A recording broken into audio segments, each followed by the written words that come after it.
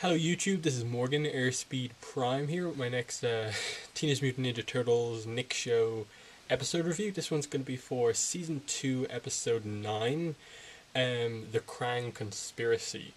I just actually looked it up just after I finished watching the episode there that this episode was actually episode 208 in terms of production, and the last episode was 209.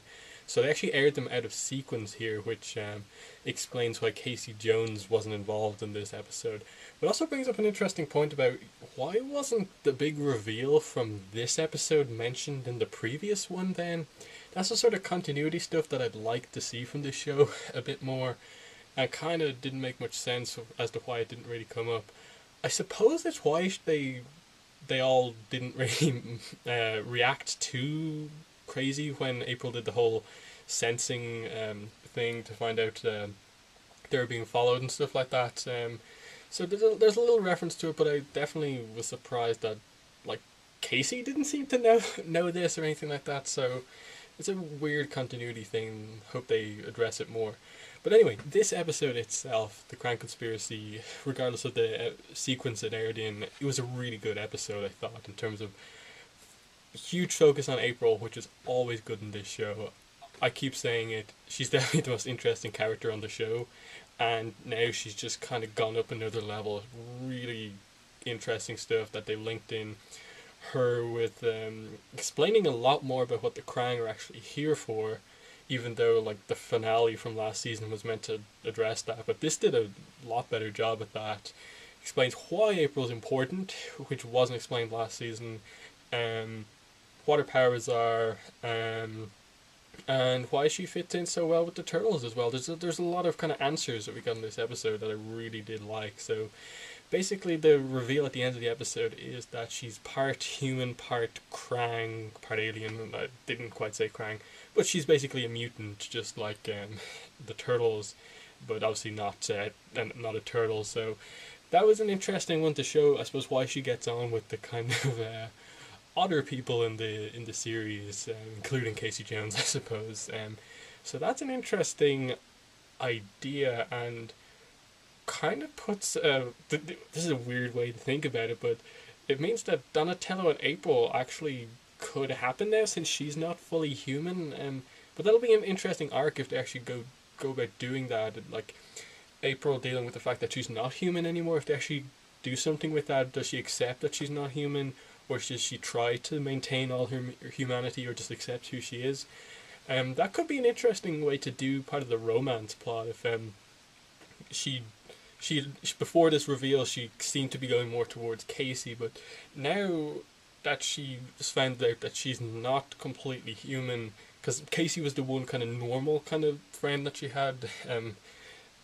You could see her going different ways depending on how they do it. Either way, it's created a lot of really intriguing things coming up if they address it. Next episode doesn't seem to be touching upon it, but this episode and what it's presented, I suppose, for the more plot focused episodes, fantastic stuff.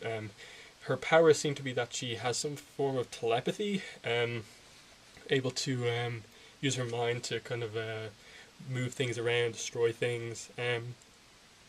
Where exactly that goes, I'm not too sure, but either way, it's another skill she can develop, and definitely makes her really interesting, because the other thing this episode really did was show that while she's getting a lot more skilled at being a female ninja, she's not quite at the level of the turtles just yet. While she can fight maybe just as good as them, she's still not good at the whole navigating around the place, using grappling hooks, using all this kind of ninja accessories and stuff like that, and just in general like free running around the place, jumping off things, which I assume we'll see develop over the course of the season too. That's going to be a like subtle thing I'm looking out for over the next few episodes.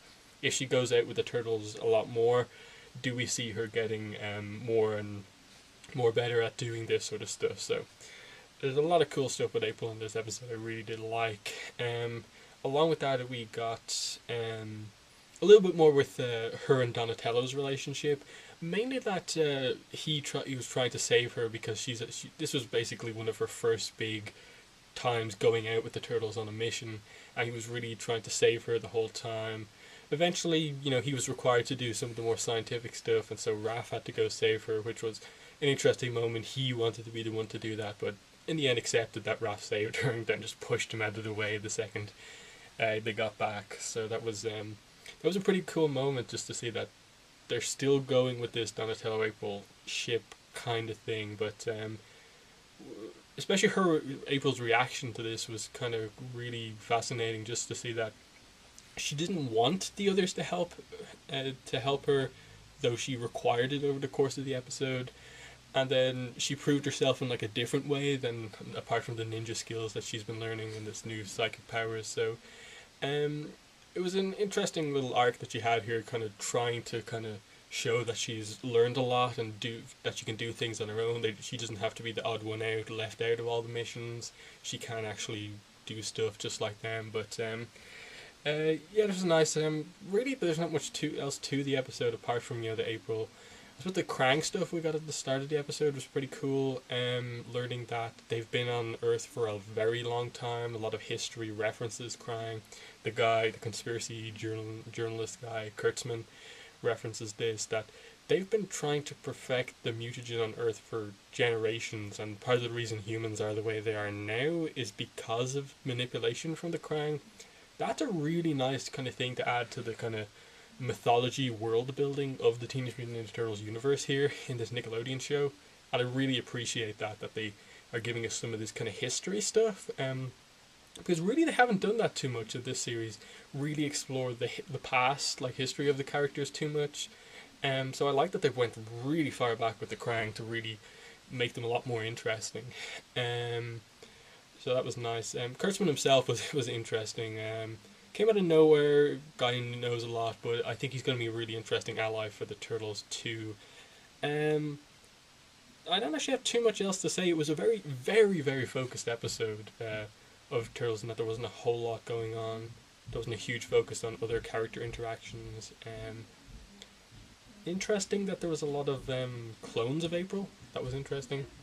It was also weird to actually seeing the reject clones, but it really shows how important she is to the Krang plot. That being that her cells are key to them fully manipulating the mutagen, fully perfecting that mutagen.